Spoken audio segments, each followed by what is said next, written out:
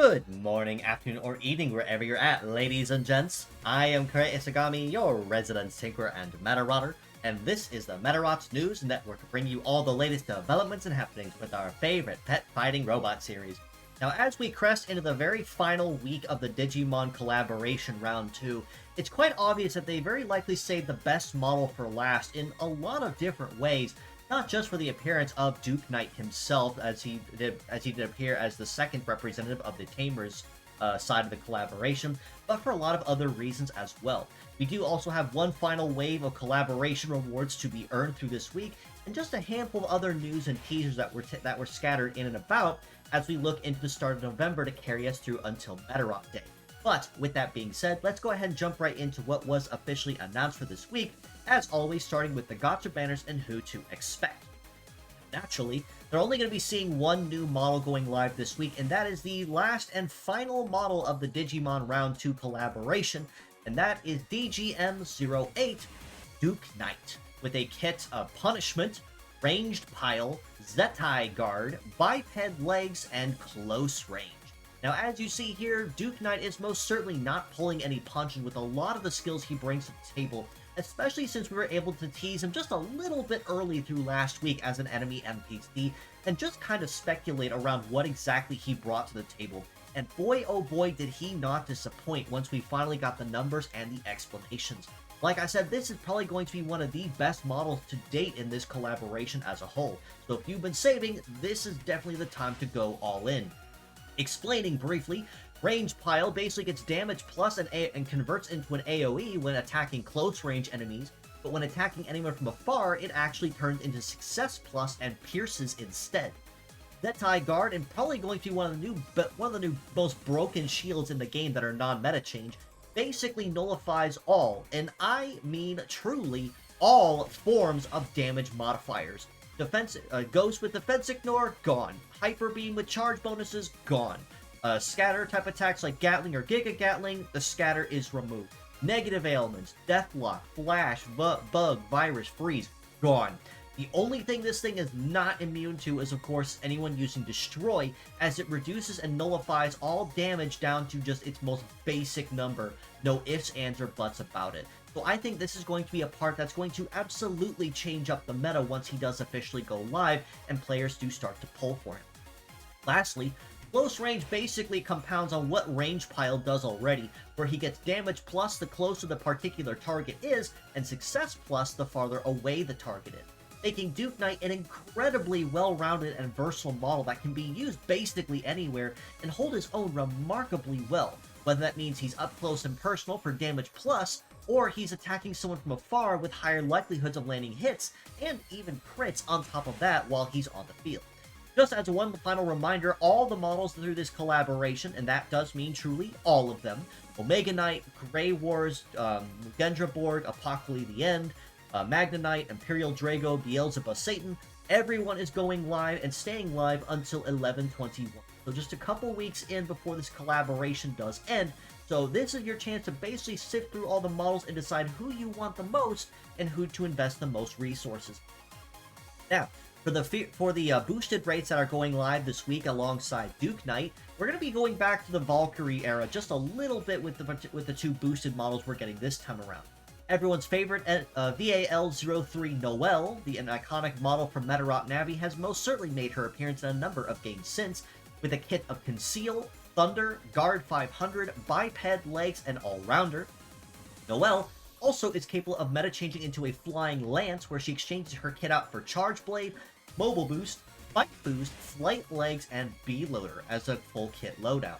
And we also have VAL-04 Brunhild from Medarot Girls Mission also making a return, with a kit of Gatling, Charge Drain, Guard 500, Float Legs, and Holy Grace. So arguably not necessarily as imposing or powerful as her elder sister, but honestly you could go for either Valkyrie and not really go wrong, primarily because the shield arm, no matter which one you go after, is going to be very solid all the same.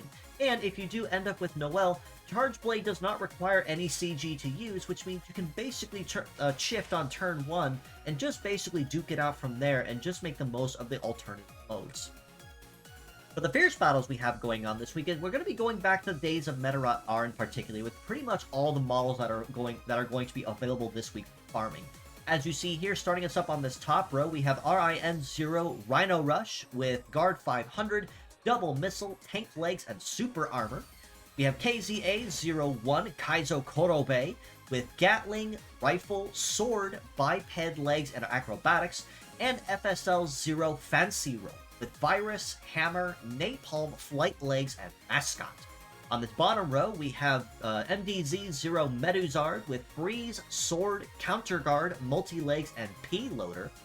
We have TND-0 Tank Dunk with Napalm, Missile, Gatling, Tank Legs, and Bullet Rain. And then GDR-0 Gun Desperado with Rifle, Double Anti-Air, Biped Legs, and Gunman. Now, honestly, it was kind of hard to pick an MVP of the week out of this batch of 6, primarily because, much like it is with previous weeks, everyone actually has at least one skill that can be put to use pretty readily quickly once you have it raised high enough. Just kind of scrolling through them, Rhino Rush for Super Armor on the tank legs, even if he is not necessarily the fastest of the bunch that has it. Kaizo Korobe for pretty much just your all-rounder auxiliary fighter between melee and shooting. Fancy Roll if you were looking for Fancy Ale and just didn't quite get the chance to snag her. Still a very good all-round interrupt melee type of fighter. Meduzard as well for your melee type of counter with Freeze and Sword. Counter Guard if you need it, and P-Loader for extra success on all your melee attacks relative to your charge gauge. Tank Dunk for all your heavy artillery shooting needs, as well as Tank Legs with Bullet Rain, and Gun Desperado primarily for his arms for anti-air cover. So I did put Tank Dunk down as the model for the MVP of the week to farm for, but ideally all 6 of them are going to be models you want to farm for all the same, primarily because it's good to have the parts in your library than not at all.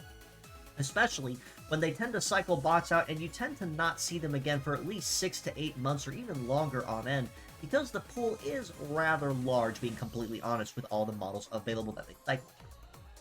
Now, one other thing to mention with Duke Knight is, much like all the other models previously thus far in the last couple of weeks, is we are also getting an alternative paid skin for him as well. This time highlighting the Crimson mode Dukemon that is very well known in the Digimon anime, exchanging the shield for a pair of swords and changing the armor from white to crimson with heavenly wings.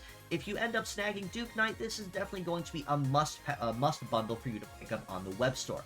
Just as a friendly reminder, however, if you do end up not picking up Duke Knight, but you end up buying the skin is unfortunately going to sit in your inventory and your libraries until you do get Duke Knight. And if you miss him, well, unfortunately, it's just going to sit there and look pretty until you do. So, friendly reminder, try not to go after the skins until you actually have the bot in question. Then you can make good use of it in your libraries as well as your parts. And, friendly reminder, skins are also able to be used and paired with paint chips. So if you are looking to maybe color it for something a little more personalized, that is also an option for you as well. Much like all the gacha banners for the collaboration, these bundles will also be sticking around until the end of the collab on 11/21. So do make sure if you want to collect any of the skins, that is essentially your final call.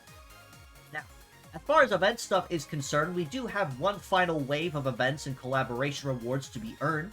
This time around, we have the opportunity to earn the Royal Medal, which is a Hunter Nature Medal with a mastery in melee, healing, and defense type skills, and a leg mastery in biped, floating, and tank. So this makes it a very good charge sustain kind of fighter, but also with a very good emphasis on melee and defense. So this is a medal you definitely don't want to miss out on for the most part. And being completely real, you don't want to miss out on any of the medals anyway, because for every medal you have, gives you just a little bit more flexibility in your team build and trying to find just that right fit for what you're making, for what you're trying to use. You can also earn an additional profile banner featuring Duke Knight himself, and some extra limited gacha tickets to cycle us through this new month as we go toward Medarot Day for 25. Being completely honest, it's only gonna be getting more exciting, hopefully, from here as we prepare to say farewell to the Digimon collaboration and start to hype up officially for Medarot Day coming in at the end of the month. Just a friendly note on that, though, since I did touch on Medarot Day. Producer-san did make a very important note both last week and this week that they are going to be hosting a very special coverage on the Medarot channel on Medarot Day itself, which is 11/28 for anyone that is unaware. And they are releasing a very big project that, quote-unquote will far exceed expectations. So it's hard to tell what exactly it could be, but if we take any hints as to what was revealed last year into account, they've been cooking this up for about close to 4 years now. They've been making very subtle hints, and the regular coverage for Medarot S will go on a schedule. So this is going to be something completely unto itself and entirely independent. I'm positively giddy here, waiting and wondering what it is. It could be a new game, a new anime, and we don't know. We generally don't know what it is, and I'm excited to see what they have in store for us on Medarot Day when they are officially ready to reveal it. Now, anyway, back to Medarot S related content, going off on that tangent for a bit. This particular event will be featuring the Meister type of event. So pure sets are going to be encouraged across the board, much like most other events typically tend to follow.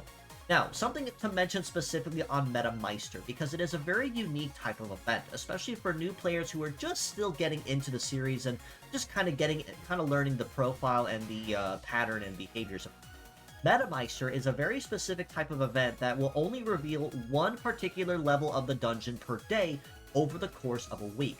Every time a new day comes, a new level is complete.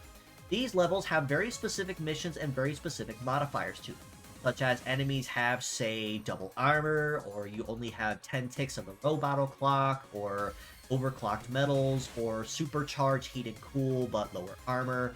Very easy things to overcome if you know what to expect with all of them. But aside from those modifiers, also come very specific missions to earn bonus points, such as, say, use a support skill 3, or activate a Medarot skill, or if it's a meta change bot, transform at least once in the fight, go through the fight without getting attacked. Very easy stuff to accomplish, and nothing that a translator really won't be able to help you out with once you do get in the fight. Now, as far as bonuses are concerned, though, as you see here, the last two models of the Tamers run of the Digimon collaboration will give you a 15% bonus per part each, a 12% bonus for Noelle, Brunhild, Sarahime, and Gato Arbol will give you a 12% bonus each, like I said, per part, and the Fierce Battles at a 3% bonus per part each. Something else to mention is that the bonus bots specifically will also get an all-stat boost if you do use those specific parts in the Meister event. So even more of an encouragement to try to focus on these specific models as a whole. And it is probably worth noting as well that all of the models minus the collaboration, Brunhild, Noelle, Sarahime, and as well Gato Arbol are all models in the general pickup pool. So if you've not already picked up at least one part already, you do have some pretty easy shots at getting them through this event as well. For Medarot bonuses, it's going to be just a little bit easier this time around than it was last week with the boss fight event. If you have any of the 3 collaboration Medaroters here between Azuma, Koishimaru, and Ikki, those collaboration cosplays will give you a 15% bonus per Medarot equipped. It'll be a 12% for the standard SR versions of them equipped, a 5% for the R rank, and a 3% for the N rank respectively. So I think this event's going to kind of end up on a little bit easier of a note overall, primarily because it's not going to be as heavily gacha based in particular, and just a little bit easier overall to still earn points. So even if you end up not getting any of the bonus bots at all for whatever reason, or you just don't happen to have luck that day, you still have plenty of opportunities to still earn all the rewards all the same. One other thing to mention is that we will be seeing the return of Moonshadow in the story mode event as we continue on with story segment 10-4. So it is going to be very exciting to see where the story continues on for Arase and the gang. But for a lot of us seasoned vets, this does mean that the Ruby farm is officially back up and running and ready to be harvested. So if you've been running low on rubies or want to try to top up before you do make all your attempts toward Duke Knight or any of the models in particular, this is definitely going to be a very good opportunity to compile on and capitalize on all the same. So do make sure you complete all those chapters, even if it isn't a whole bunch of them. You can still make use of it and collect all those rewards all the same. One other thing to mention is, as far as November is concerned, much like it is in previous months, we do have a new teaser at the PvP skins and an online exhibition. This time around, we have the opportunity to earn the Sailor Mate style skin for Sarahime and the Magenta Cat style of Gato Arbol.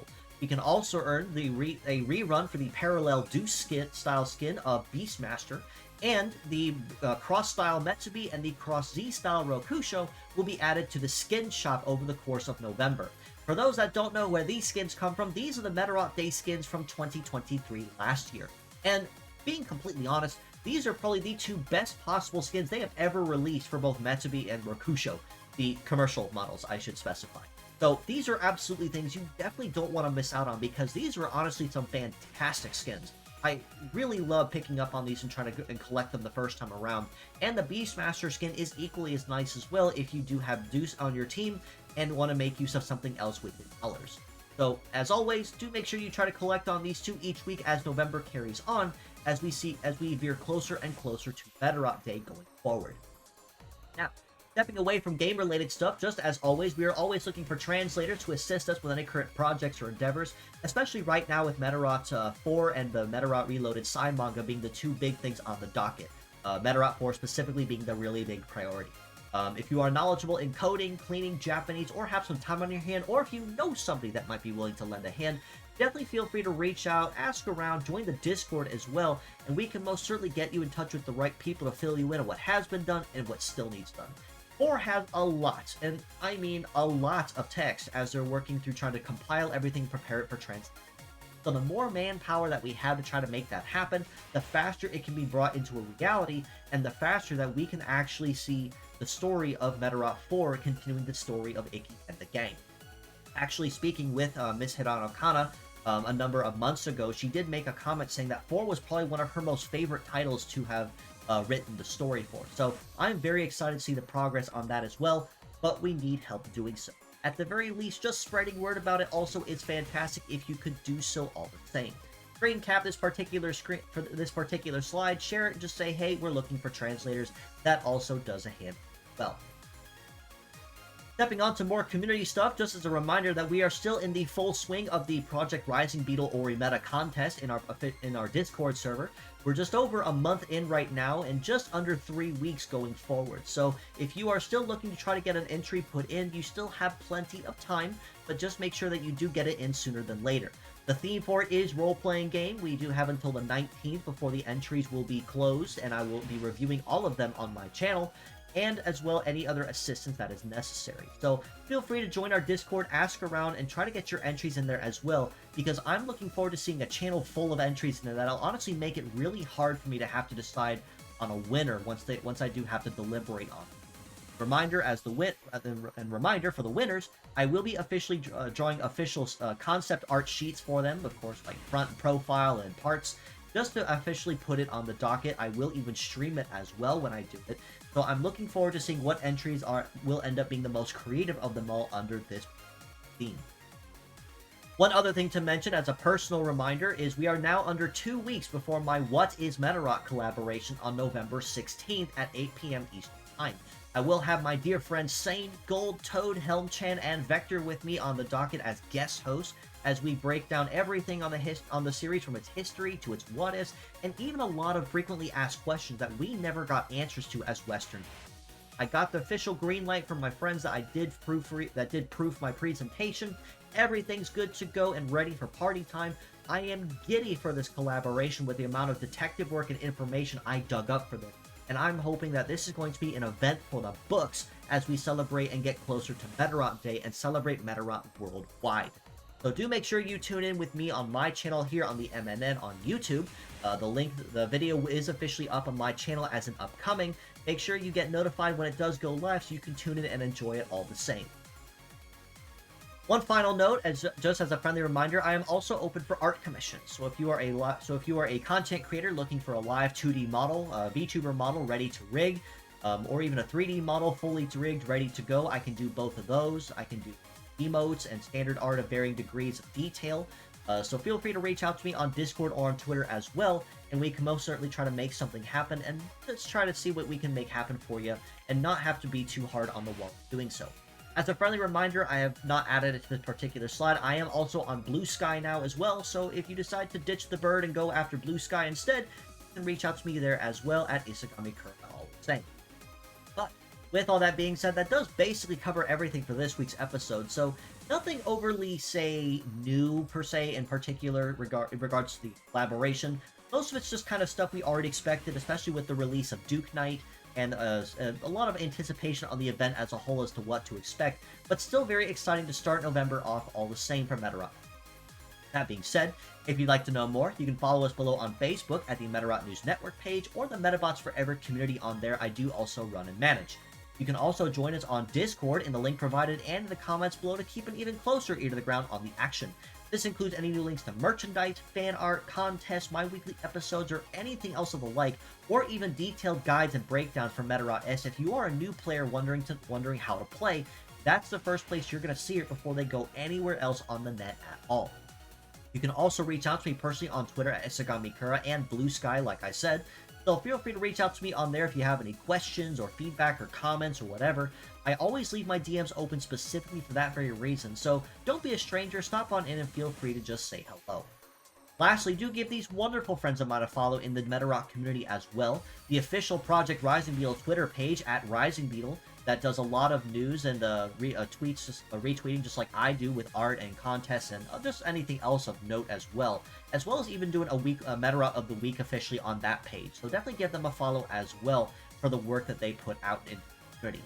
And do also give my friend Mota a follow at Mota Monkey as well for a lot of very wonderful and very technically designed and very intricate designed Medarot art as well. I love the very smooth details that Mota puts into their art, and it's always a treat seeing what they add and just the kind of stuff they put into that detail itself. But with all that being said, as always, I do appreciate you all for stopping in, just as you always do. And until next time, this is your host, Kura Isagami of the Medarot News Network, signing out.